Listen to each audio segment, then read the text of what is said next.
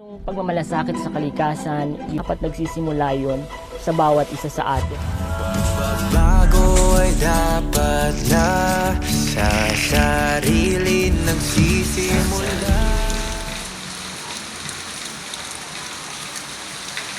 Ako si Maria Purple Dibiri at ito ang aking mini vlog. Isang panibagong trash transformation ang aking gagawin. Bibigyan ko ng panibagong wangis ang pirasong ito na ginawa ko noong 2018. Payak lamang ang disenyo nito na gawa sa mga recyclable materials. Ang skirt nito o yung pang-ibaba ay gawa sa mga industrial waste o mga retaso ng tela na ginagamit sa paggawa ng mga furniture o ng sofa.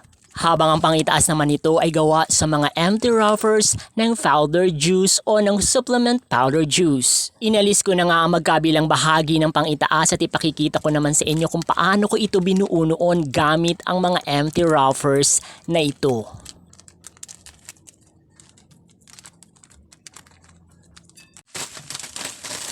Sinimulan ko na ang base ng bagong disenyo na aking gagawin. Gagamit ako ng mga recyclable materials tulad ng mga basyong pabalat ng 3-in-1 instant coffee.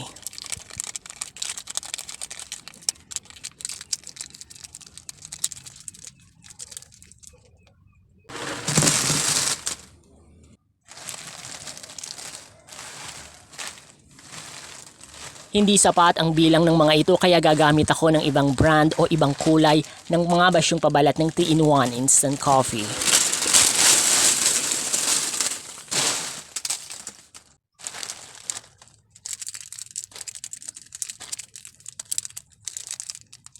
Kung dati ka nang nanonood ng aking mga mini vlog, mapapansin ninyo isang produkto lamang ang ginagamit ko sa paggawa ng base. Subalit sa pagkakataong ito, dalawang magkaibang kulay o magkaibang produkto ng mga empty wrappers ang gagamitin ko. Hindi kasi sapat ang bilang ng isa, kaya kinakailangang gumamit ako ng dalawang magkaibang brand upang mabuo yung base. Gayunpaman, ginawa kong masinop at maayos ang transition o yung pagsasanib ng magkaibang kulay ng mga empty wrappers. Sa panibagong transformation ng pirasong ito, mas lapat na ito sa katawan at mas komportable ng suotin. Upang magamit yung pang-itaas na inalis ko kanina, ilalapat ko lamang ito dito sa base na aking ginawa. Verified, isa ito sa mga paraan na ginagawa ko upang mapanatili ang sustainability ng mga materyales na ginagamit ko.